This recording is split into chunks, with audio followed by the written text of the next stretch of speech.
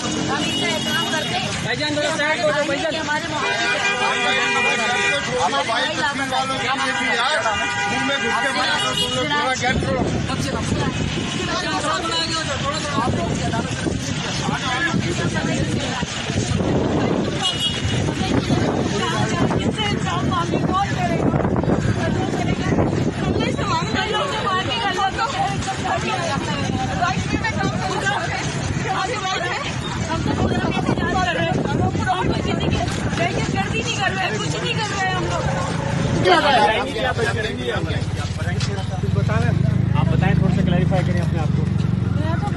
बात नहीं करे देना। चलो सर, क्या कर रहे हो?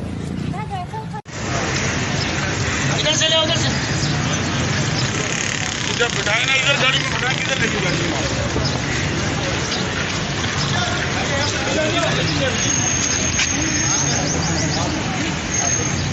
एक मिनट भाई, एक मिनट। नाम क्या आपका? एक मिनट।